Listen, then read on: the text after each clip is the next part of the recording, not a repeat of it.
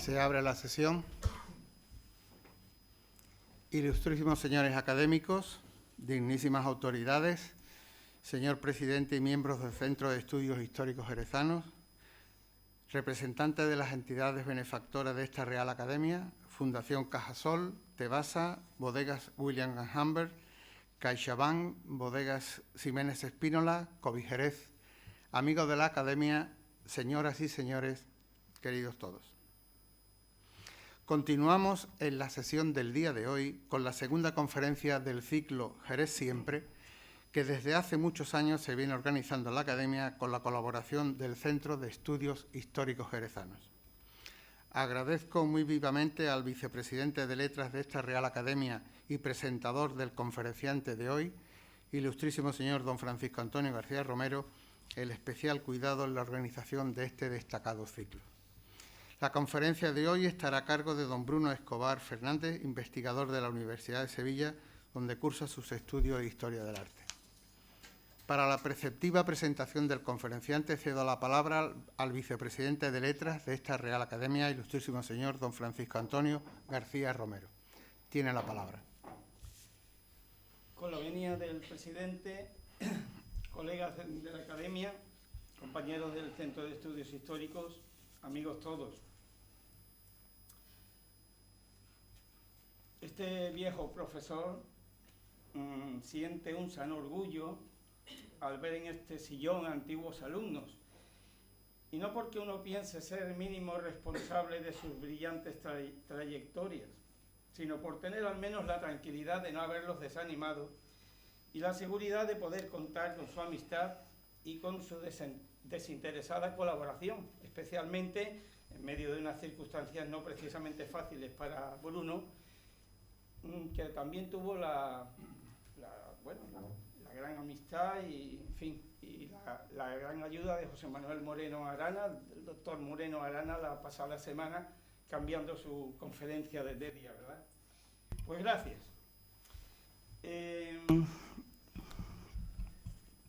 Algunos años llevamos organizando estas conferencias y ya hace lustros con la colaboración del Centro de Estudios Históricos Jerezanos, desde que en 1986, concretamente, lo instauró nuestro presidente de honor, don Francisco Fernández García Figueras.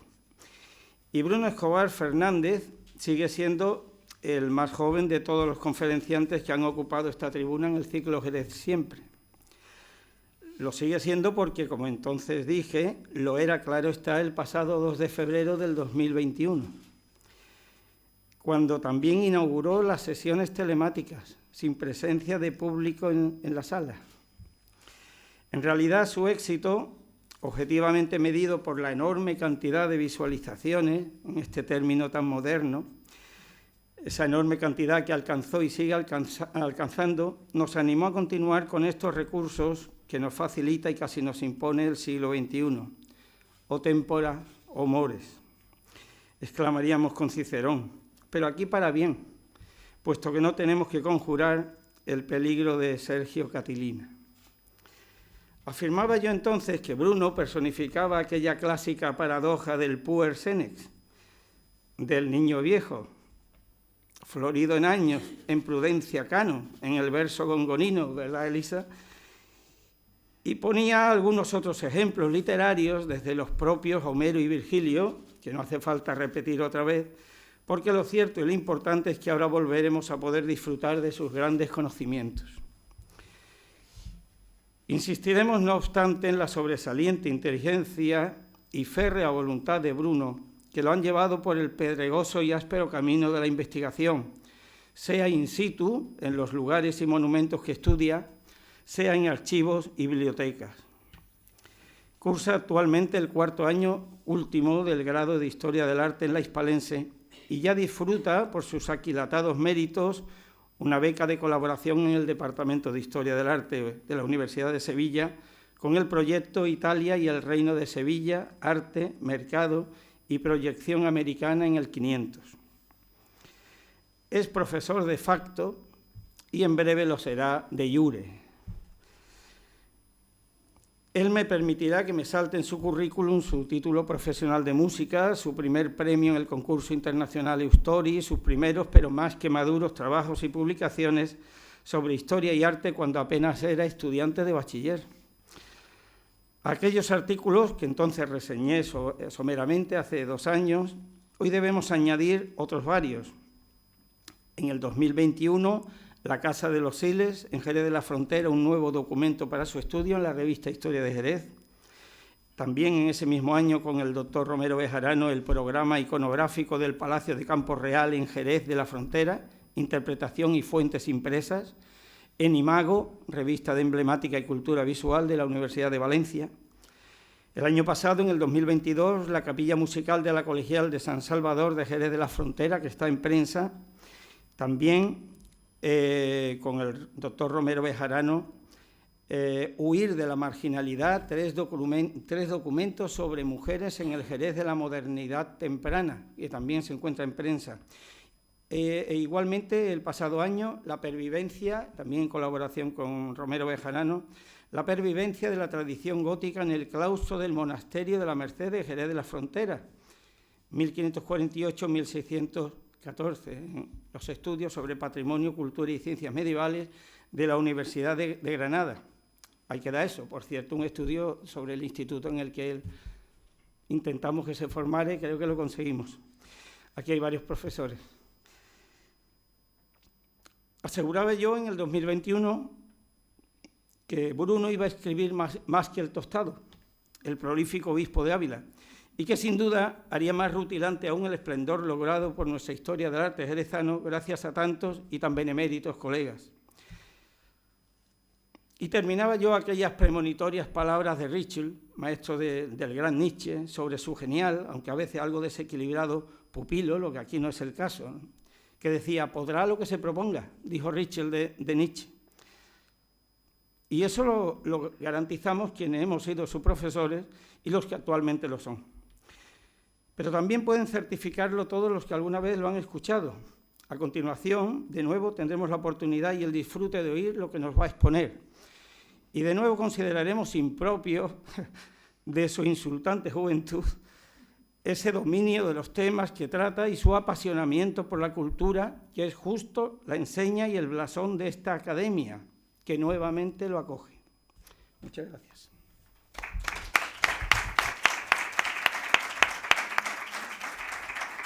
Muchas gracias, ilustrísimo señor vicepresidente, por tan brillante presentación. A continuación, me complace invitar a don Bruno Escobar Fernández a ocupar su lugar como conferenciante para desarrollar el tema de estampas, libros y dibujos, fuentes gráficas para el arte en Jerez durante la Edad Moderna. Tiene la palabra.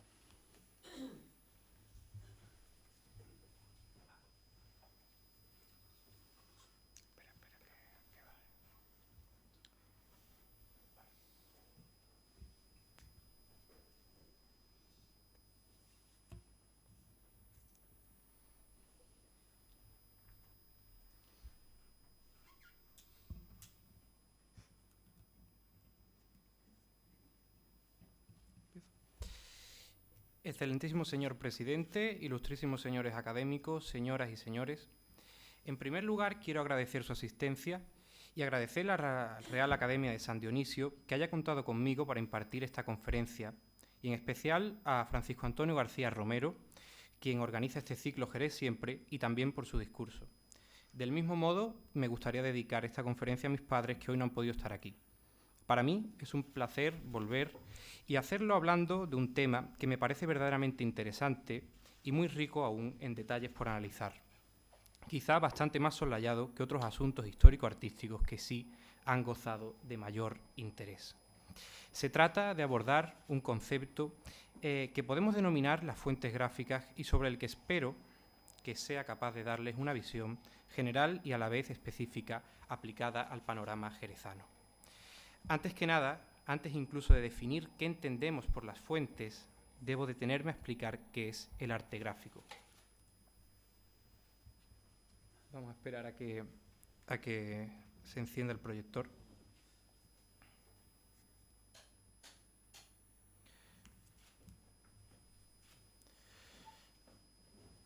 Pues bien, iba diciendo que vamos a definir qué entendemos por arte gráfico.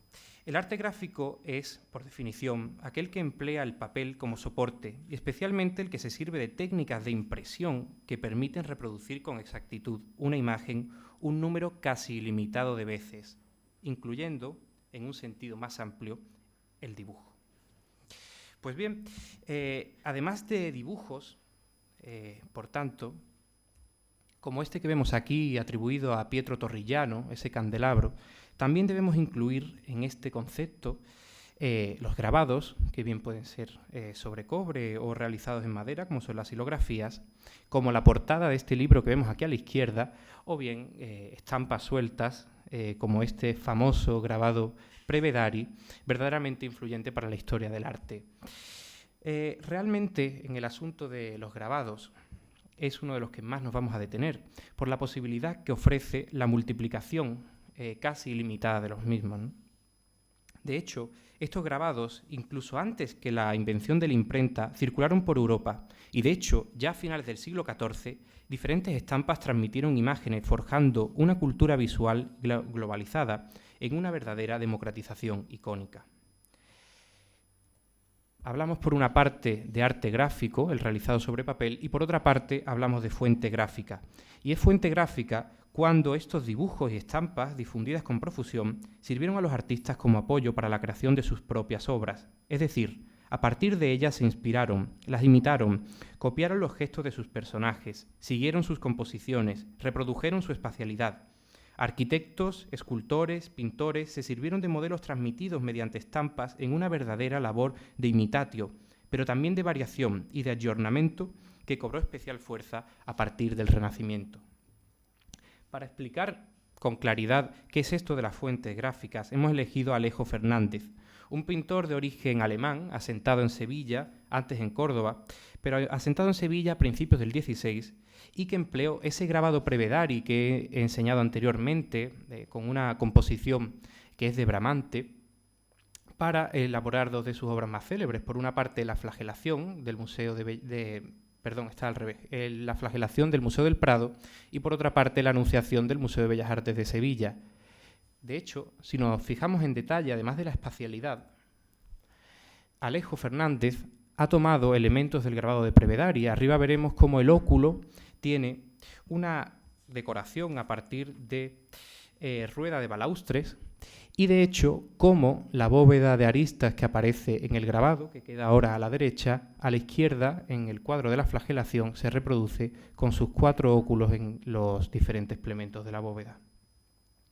Realmente estos vínculos de dependencia entre fuentes y obras nos centraremos en esta conferencia, con el objetivo, en definitiva, de demostrar la importancia de esta práctica y desterrando la visión negativa de la copia, una visión que, como ahora veremos, ha imperado largo tiempo, para ahondar en su significación y comprender algunos aspectos de esta dinámica de apropiación, variación e inspiración ligada a las obras de otros artistas.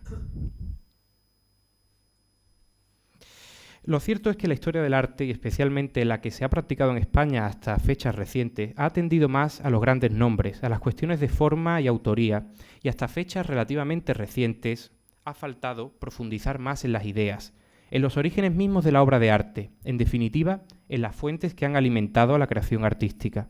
Esto, por otra parte, es normal, porque atender, como haremos en la conferencia, a las fuentes visuales que sirvieron de inspiración o de modelo a la hora de crear otras obras es algo que surge más tarde, cuando la documentación por descubrir en los archivos se acaba, cuando muchas obras han sido ya documentadas o atribuidas y, en definitiva, cuando para decir algo nuevo es necesario dar una vuelta de tuerca a la investigación. No obstante, en España, ya a principios del siglo XIX, en 1826, Ceán Bermúdez, quizá el primero en abordar esta cuestión de las fuentes desde las que beben, ¿no?, diferentes obras, señaló la relación entre ese pequeño grabado de Estéfano de la Vela, de su juego de mitología, un Cupido, con una obra que todos conocemos y que la he elegido por eso, que es El buen pastor de Murillo. Si se fijan, invirtiendo la composición, la disposición del buen pastor es idéntica a la del Cupido.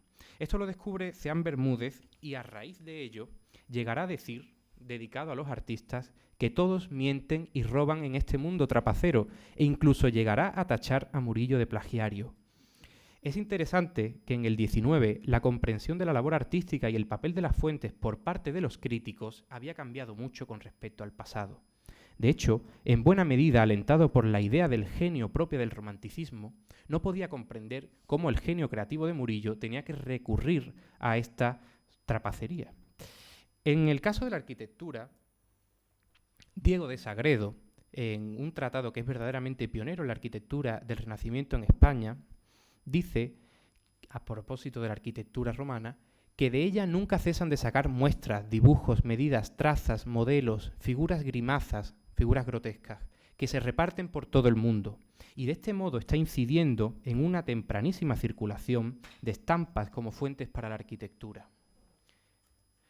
Tampoco tiene nada que ocultar Francisco Pacheco, que llega a decir en su Arte de la Pintura que del natural, a la hora de pintar, él tomaría rostros y manos, pero para el resto, para las demás partes, me valdría de valientes pinturas, de papeles de estampa y de mano, de modelos y estatuas antiguas y modernas, y de los excelentes perfiles de Alberto Durero. En su caso, esta práctica derivaba, en buena medida, de cuestiones de honestidad y moral, pero nos revela la dependencia de modelos impresos a la hora de crear sus obras. No le parecía honesto copiar al completo el cuerpo. Se limitaba, como dice, a rostros y manos, el resto se copiaba.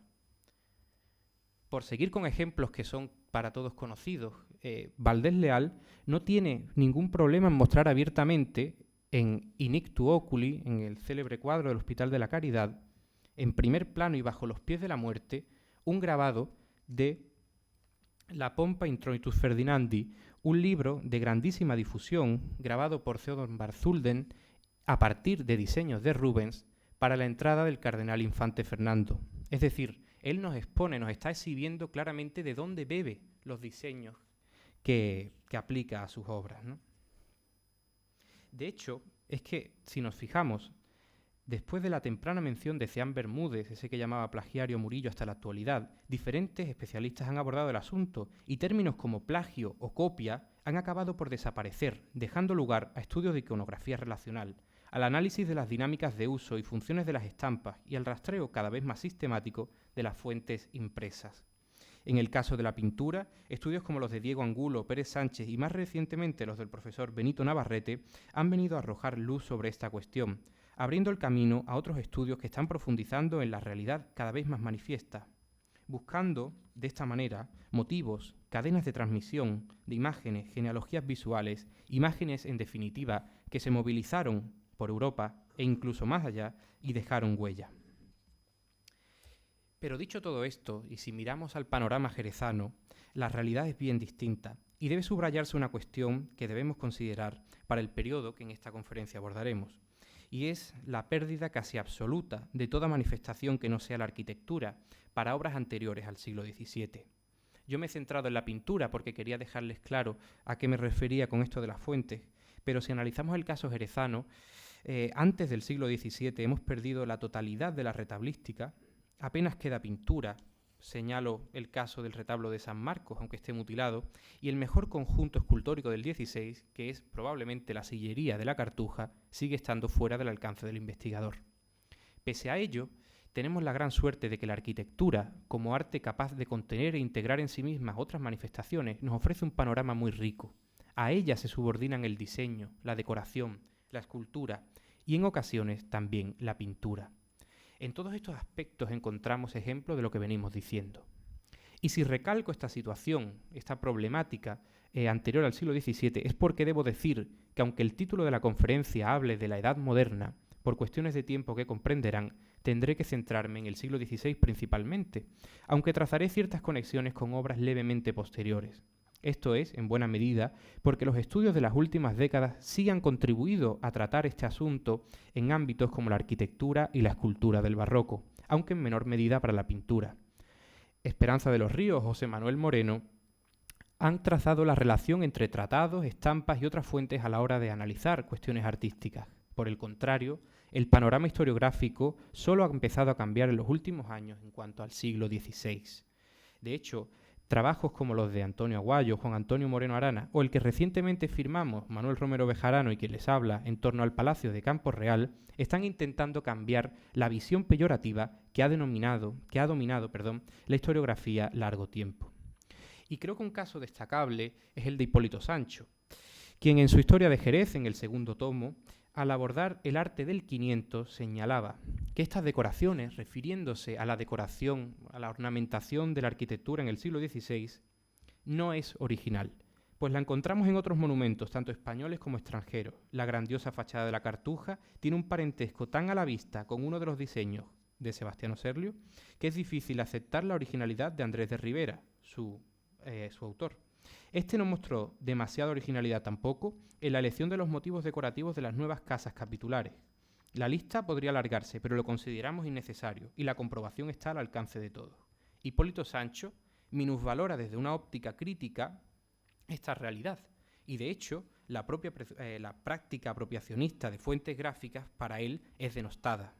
No obstante, sí que es interesante el valor que tienen estas palabras de ser las primeras donde, con respecto al arte en Jerez, se revelaba que todos estos artistas han bebido de una fuente común, que han sido las colecciones de dibujos, estampas que circulaban ya por Europa y con bastante más facilidad de la que podríamos suponer a priorísticamente.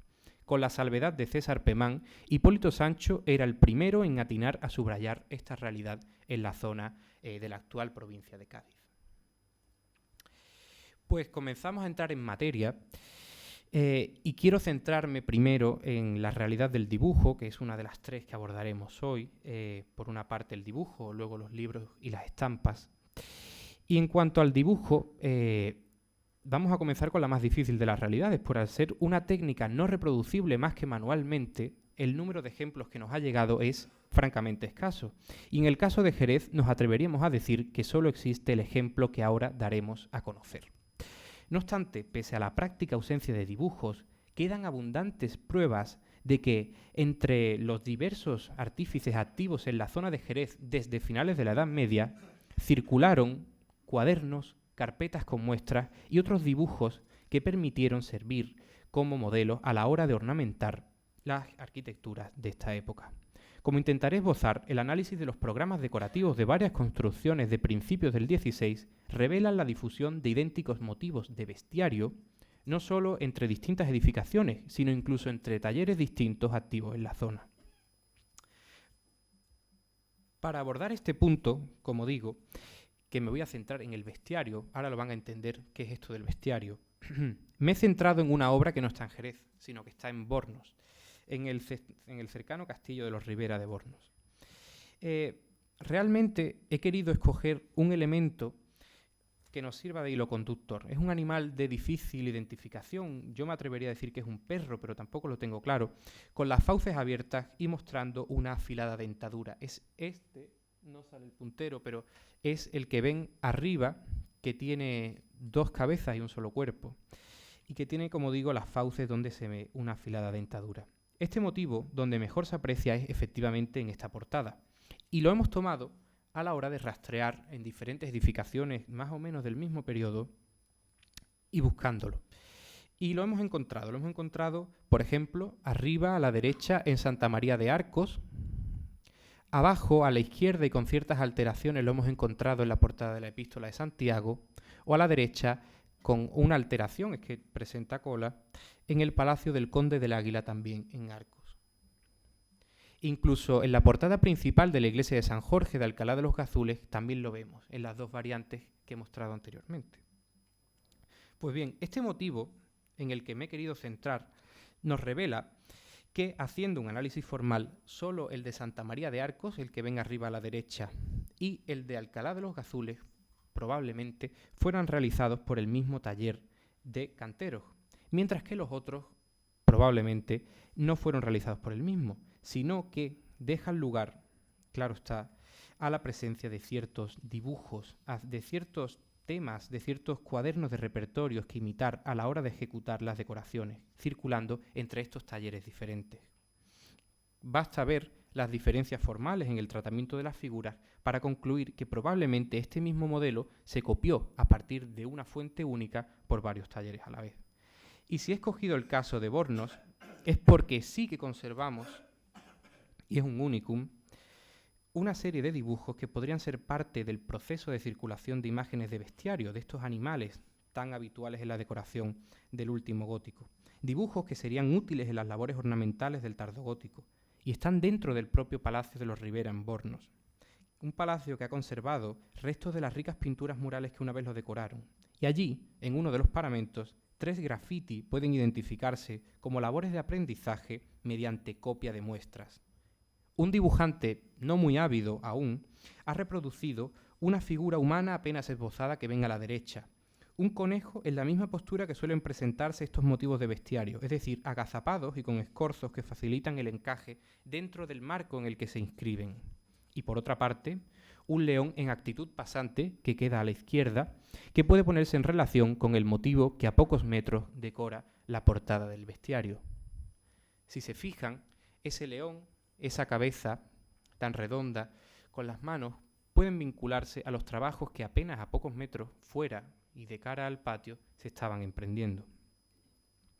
Cabe preguntarse si este taller, el taller que realizó la portada del bestiario de Bornos y al que pertenecía este individuo que proponemos realizó los dibujos, estuvo activo en Jerez. Y aunque no hay documentación, lo cierto es que podemos esgrimir varias pruebas. Aquí a la derecha les he dejado un fragmento del friso que recorre la puerta principal de Santa María de Arcos. Arriba, si se fijan, aparece este motivo al que le estamos siguiendo la pista y abajo aparecen otras figuras agazapadas. Pues bien, si comparamos las figuras de abajo, que están en la misma obra, con uno de los cimacios del patio de Ponce de León, desde luego concluimos que son de la misma mano, o por lo menos parece que del mismo taller. No sabría definir qué animal es este, quizás sea un hurón, pero lo cierto es que la manera de agazaparse, la manera en la que se han tratado las patas y quizá las garras también, nos lo ponen en conexión en ambas obras.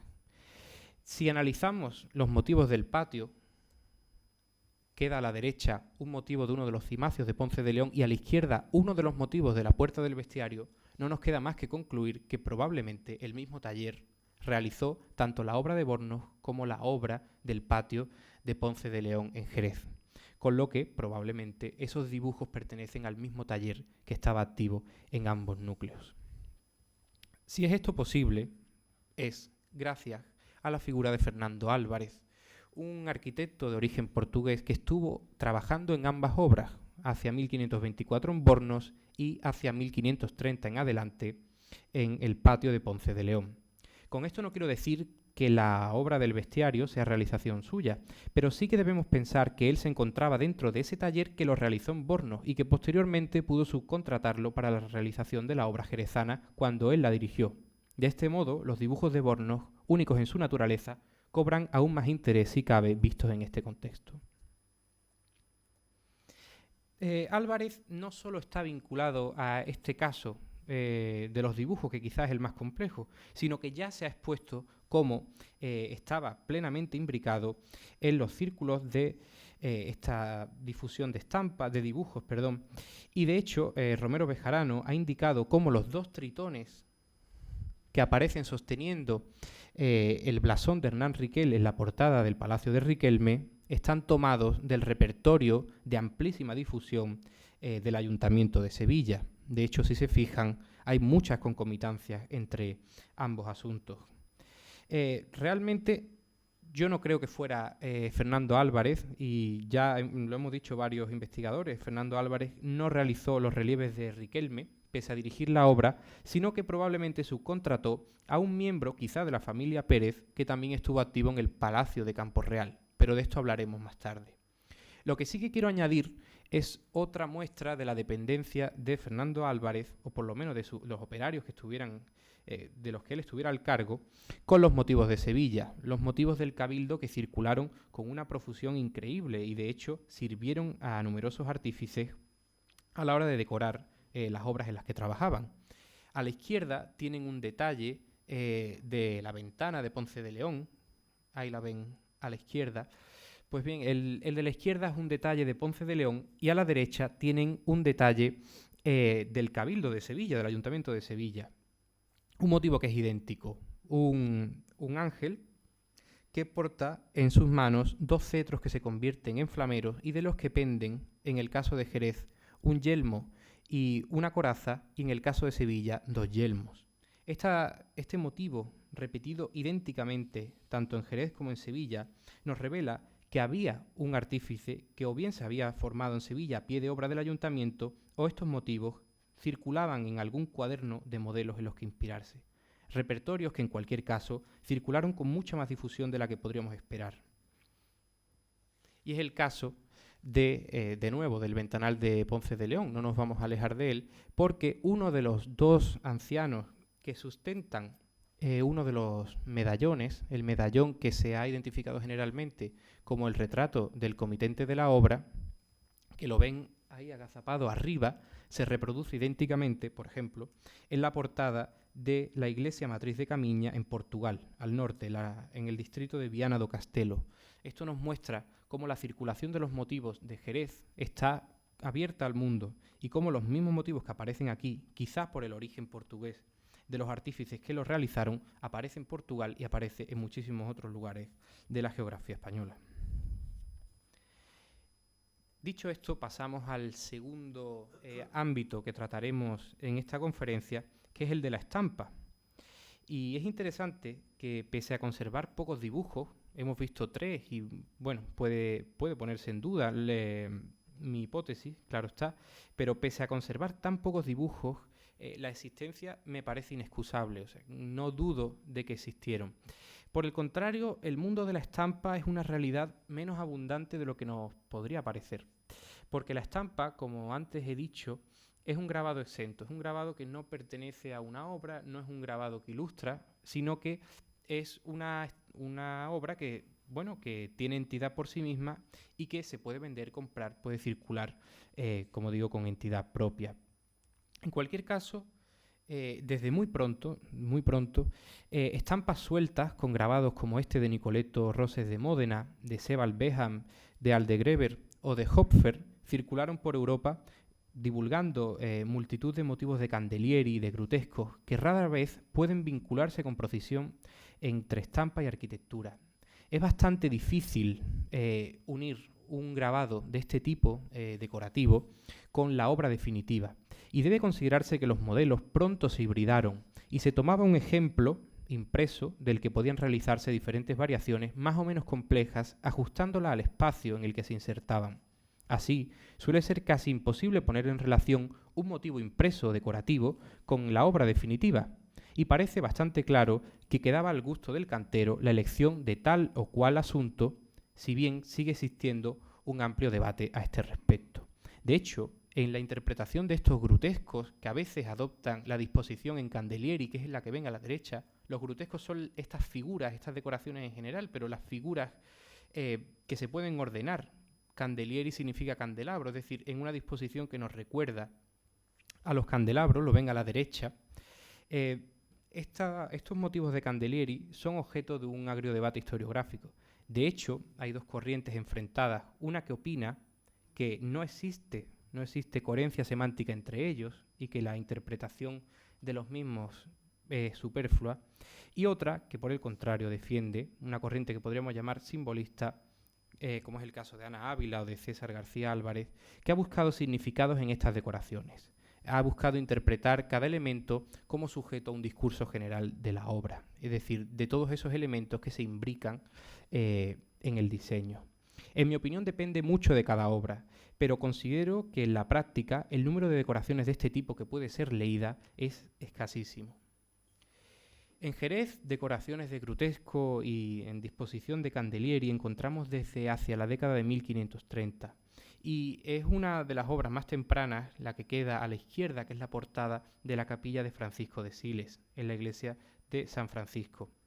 Unos Candelieri que son bastante rudimentarios, pero que se contraponen y de hecho son completamente distintos a los que ya hacia 1575 se realizan en la fachada del Cabildo Viejo. Un Cabildo Viejo que quizás sí pueda aceptar una interpretación más o menos exacta de las decoraciones, a lo que Antonio Aguayo ya se aproximó y en lo que David Caramazán y yo estamos trabajando actualmente. Del mismo modo, además de las estampas ornamentales de decoración que circularon amplísimamente, las que más difusión tuvieron fueron las estampas de temática religiosa.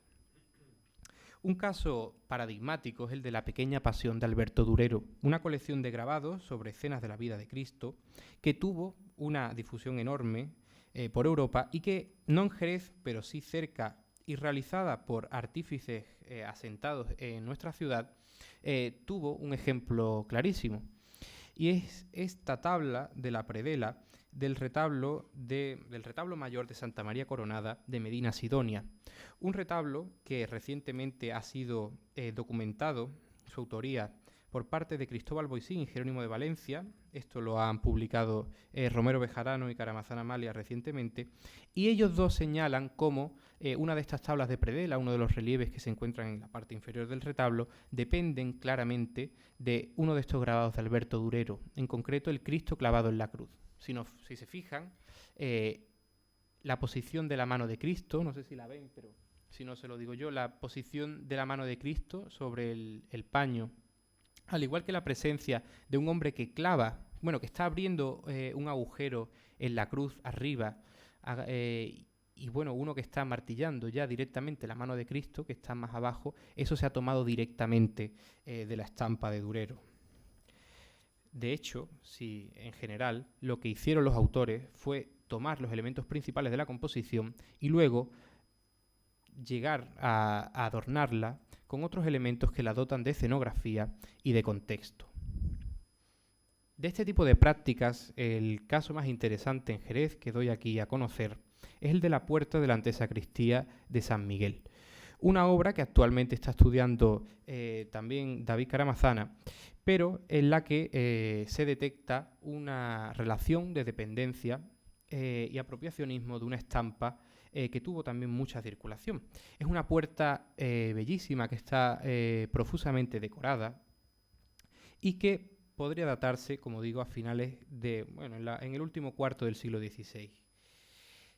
Si nos fijamos arriba en una de las dos escenas, se trata de una escena de la adoración de los pastores y que puede ponerse en relación claramente con un grabado de Cornelis Cort a partir de una pintura de Marco Pino. Si se fijan, lo que aparece en la puerta de San Miguel son las figuras principales del grabado, pero están invertidas. Esto es una práctica muy habitual. De hecho, ahí les invierto yo el grabado y ahora se fijarán que coinciden a la perfección las figuras principales con las que aparecen en la puerta.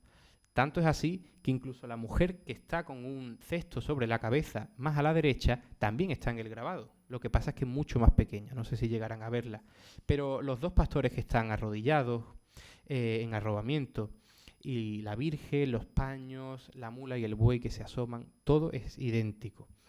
¿Por qué está invertido? Bueno, pues es algo que es objeto de debate. De hecho, luego veremos otro caso en el que el modelo está en inversión especular con respecto a la obra definitiva. Bien puede ser una práctica habitual de los propios artistas a la hora de tomar estas estampas, porque ellos sabían que a la hora de estampar la plancha es como un sello, viene a la inversa, se ha realizado directamente del original, pero al estamparse, claro, se gira. Entonces puede que ellos directamente decidieran usar un espejo y copiarlo, esto es una opción, o bien que respondiera a necesidades meramente iconográficas. Esto, como digo, es objeto de debate. Pero lo cierto es que la estampa de Cort se reproduce casi con total exactitud. Y de hecho, estas estampas de Cornelis Cort tuvieron muchísima difusión, pese a estar realizada en 1568.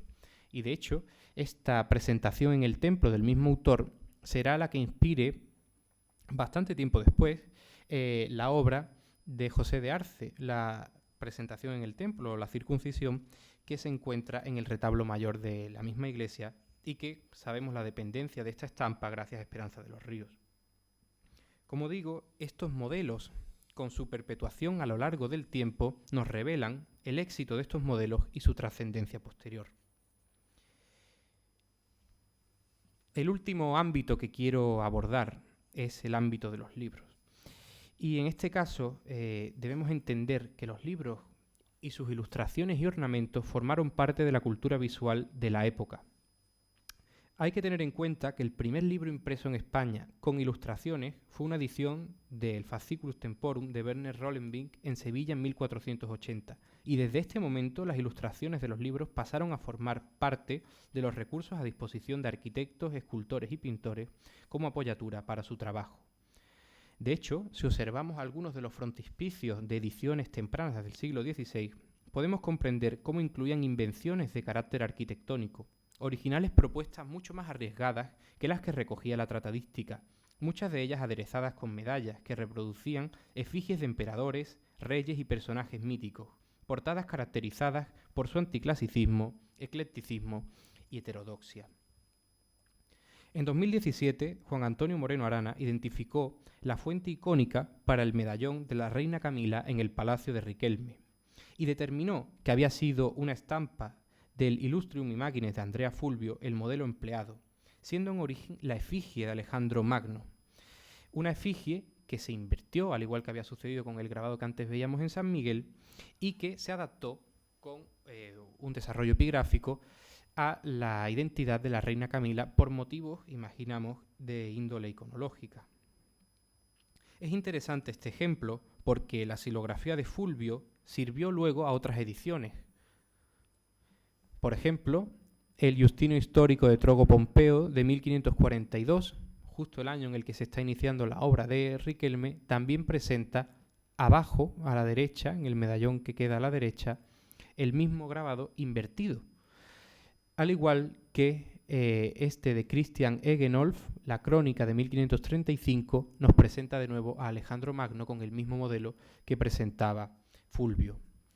Por tanto, tenemos 4 fuentes diferentes para el medallón de Riquelme. Parece bastante claro, en cualquier caso, que fue la de Fulvio, la primera, la de 1517, la que se empleó. Pero esto nos deja lugar a entender cómo estas imágenes tenían su vida propia, cómo circulaban y cómo iban dejando huella a lo largo de su vida, mediante la imprenta o bien mediante el uso a la hora de crear otras obras a partir de ellas. El uso de modelos tomados de libros fue bastante habitual, y especialmente cuando se trata de tratados de arquitectura. Es una realidad que está a medio camino entre la estampa y el libro, pues aunque se trata de libros los tratados de arquitectura, es evidente que en ellos el texto no importaba tanto como las imágenes. Prueba de esto es que en España no se tradujo el Tratado de Serlio hasta 1552, habiendo sido publicado en 1537. Y desde entonces, desde 1537, ya circulaba en España en ediciones extranjeras o bien en copias sueltas de alguna de las estampas. Los errores de declinación en el uso de los órdenes clásicos delatan que muchos arquitectos solo copiaban elementos concretos, no se ceñían a las órdenes, a las reglas que estos tratados especificaban. Por ejemplo, en el caso de la ventana de Ponce de León, se copió directamente el modelo que había dado Sagredo para la columna balaustrada. Como ven, responde claramente al modelo que se aporta en el libro, que es el que queda más a la derecha. Del mismo modo, en la fachada de San Juan de los Caballeros, en el cuerpo inferior, que fue realizado a mediados del siglo XVI, por el arquitecto Francisco Rodríguez, se aprecia cómo se ha seguido a rajatabla las indicaciones que da Serlio para la elaboración del friso, en este caso del orden toscano, con los triglifos, los bucráneos, que son esas cabezas, y luego la decoración de platos. La decoración es la misma exactamente, como de hecho también sucede en el exterior del templo, cuando podemos ver cómo debajo del arquitrabe se ha decorado con estas esferas y con la decoración de rombos. Es decir, los arquitectos jerezanos, o por lo menos activos en Jerez, comprenden, conocen y utilizan estas estampas, aunque luego incurran en errores propios de quien no domina los usos que sí que en Italia les son habituales. No quiero terminar la conferencia sin antes dedicarle unas palabras a un caso que me parece verdaderamente paradigmático de estas prácticas y que es el patio del Palacio de Campo Real, levantado entre 1540 y 1545 por Diego y Juan Pérez, al que dedicamos, Manuel Romero Bejarano y yo, un artículo recientemente publicado en la revista Imago. Se trata de un caso paradigmático a todos los niveles. Realmente En cuanto a sus valores artísticos, es una obra de grandísima calidad, de formas depuradas y un clasicismo sobrio, ejemplo del mecenazgo artístico y cultural que ejerció su promotor, Pedro Benavente Cabeza de Vaca. Pero si lo he traído a colación es porque, afortunadamente, nos ha sido posible brindar al complejo programa iconográfico que enriquece el patio y que lo hace mediante esos medallones que se disponen en las enjutas de los diferentes arcos, hemos logrado identificar la fuente impresa que sirvió para ellos. Y es una fuente que no es otra que este libro de Barthélemy de Chassenot, el Catalogus Gloriae Mundi, en la edición de 1529, una especie de enciclopedia pansofista que se podía haber empleado en la educación reglada de entonces y que de hecho sabemos, recientemente lo hemos sabido, que existía dentro del inventario de una de las bibliotecas más importantes de Jerez en aquella época, perteneciente a un familiar directo de Pedro Benavente Cabeza de Vaca, por lo que sabemos que ese libro estaba en Jerez en aquel momento. Esta es una estampa que está dentro del libro, una de las ilustraciones, una xilografía, que recoge las artes liberales del trivium y el quadrivium, amén de otras disciplinas del saber. Sirvió de modelo a la hora de idear algunos de los medallones del patio. El modelo iconográfico sería este grabado, aunque no siempre el significado luego aplicado a ellos. Por ejemplo, les pongo aquí el primer medallón que vemos conforme entramos al patio. Si se fijan, la figura casi completamente desvaída, solo se ve las flores que sobresalen fuera del espacio del medallón y a la izquierda una línea que no sabemos si es un arpón o es otra cosa, pero si atendemos al grabado podemos ver cómo en origen portaba un cuerno que se ha perdido, del cuerno salían las flores y a la izquierda quedaba un arco. Un arco porque es la imagen de la dialéctica y la dialéctica, como si fueran saetas, expulsa las palabras, ¿no? Es muy interesante el hallazgo de esta fuente porque nos ha permitido reconstruir los atributos que se habían perdido en el patio. Ahora veremos que la mayoría de medallones ya no tenían esos atributos parlantes que nos permiten identificarlos y que otrora permitieron leer los contemporáneos ese discurso que se concibió para él. De hecho, solo así, se puede comenzar a dar una lectura coherente y revisar el programa al que otros autores se habían acercado y aún se siguen acercando. Si tomamos, por ejemplo, este medallón, también podremos hacerlo con otros. En este caso, el de la música, que quizás es el que menos dependencia tiene con el grabado, pero que también es interesante porque nos revela esa dependencia de fuentes impresas, de libros, que si nos fijamos en la partitura que porta, tiene tallada una decoración que no es decoración, que es una partitura que además se puede leer y se puede transcribir y que abajo aparece en un sistema de escritura moderno.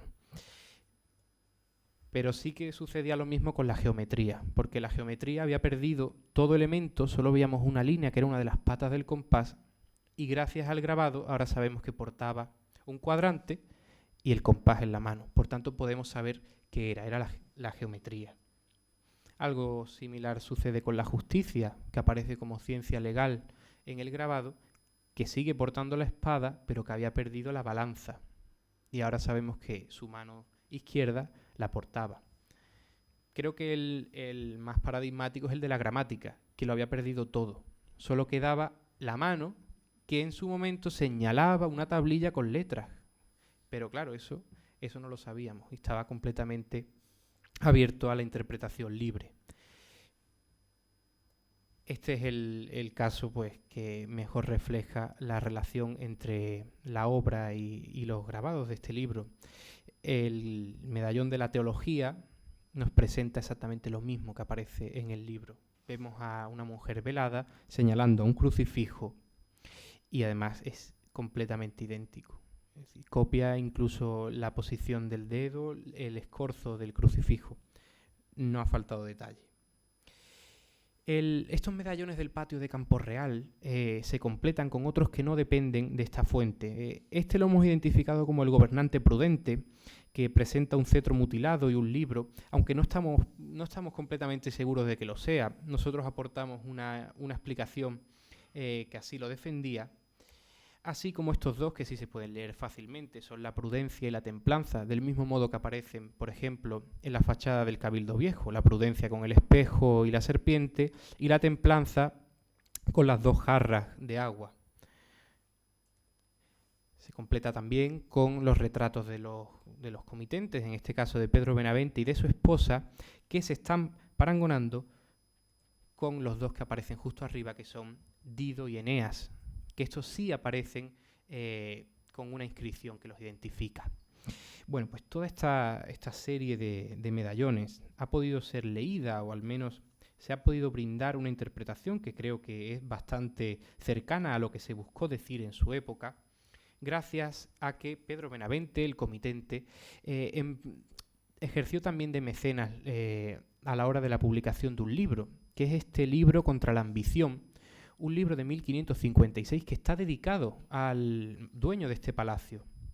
Es el primer libro de un autor canario que se llevó a la imprenta y para ellos es muy importante, pero para nosotros es muy interesante porque incluso la propia edición del libro tiene decoraciones que se hicieron ex profeso para ella, en la imprenta de Martín de Montes de Oca en 1556. De hecho, uno de los ornamentos del libro es una cabeza de vaca que de hecho aparece idénticamente en el patio, tanto en ese blasón que está un poco dañado, como más abajo en uno de los capiteles del mismo. Es decir, el libro este de Bernardino de Riverol, que ejerció quizá a modo de guía espiritual del propio Benavente, nos traslade una especie de testamento vital del mecenas, porque de hecho murió el mismo año de la publicación del libro. La obra es anterior, pero ya se pueden leer, en el patio se pueden leer más o menos algunos de los mensajes que luego se dejan por escrito en la edición del libro. Como digo, el mensaje, que está bastante inspirado en el pensamiento de Erasmo de Róterdam, se puede leer como una ostentación de los conocimientos que le son propios al buen gobernante, exponiendo sus virtudes y sus guías morales, con el amor como enseña, y de ahí la presencia de los esposos, y probablemente queriendo ser enriquecida, aunque esto nunca se concluyó, con una inacabada galería de enamorados de la antigüedad con los que parangonar al matrimonio del comitente. De este modo hemos llegado al final, y solo me queda desear que este recorrido por dibujos, grabados y libros, hoy tan olvidados, sirva de aliciente a nuevas investigaciones que arrojen luz a este panorama que gracias a las últimas aportaciones se nos presenta cada vez más brillante. Muchas gracias por su atención.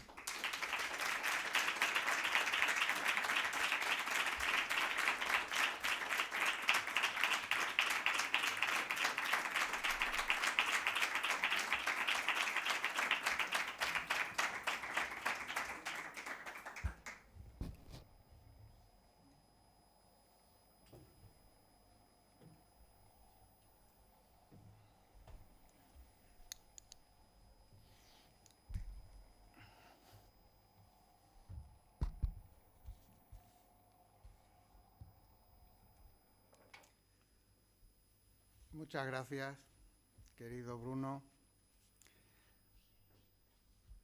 por tan documentada, brillante, elocuente, magnífica conferencia que me ha retrotraído a mi niñez en la imprenta de mi abuelo Manuel, fundada en 1937, cuando absorbiera Nueva Litografía Jerezana. Allí pasé mis interminables vacaciones de verano, algunos años, aprendiendo el oficio de cajista y manchándome las manos de tinta, que era lo que me divertía. En efecto, como muy bien se ha dicho a lo largo de esta conferencia, y especialmente en la primera imagen que nos ha transmitido, la utilización de la estampa como material artístico y transmisor de iconografía, formas y valores ha ido de la mano del desarrollo de la propia imprenta, desde su invención a mediados del siglo XV. La primera imprenta española está documentada en Segovia en 1472, seguida de Valencia, Barcelona y Zaragoza. Los primeros impresores de Andalucía fueron los 4 compañeros alemanes, quienes con Meinhard Ungut o Estanislao Polono se instalaron en Sevilla en 1477 y donde en 1480 se editó el primer libro ilustrado en España, el Fasciculus Temporum de Belmer Rolenwick.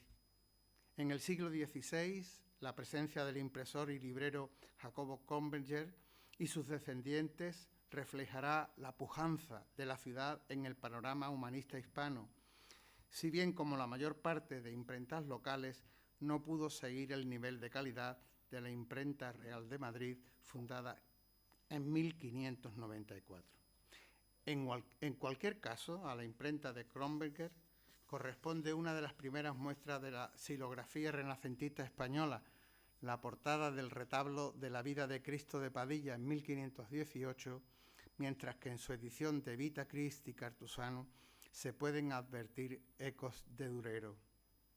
También destaco la vista de nuestra ciudad, con la que inició esta conferencia, en la estampa del siglo XVI de Joris Höfnagel, y que describo siguiendo a Fernando Díaz Moreno en el resumen de su artículo, en el que valora tanto esa estampa como lo de los apuntes ad vivum de la mano de Anton van de Vickerdey, en el que nos dice: a pesar del origen holandés común y la coincidencia temporal, estas representaciones presentan diferencias en cuanto a finalidad, técnica, composición, punto de vista o verosimilitud.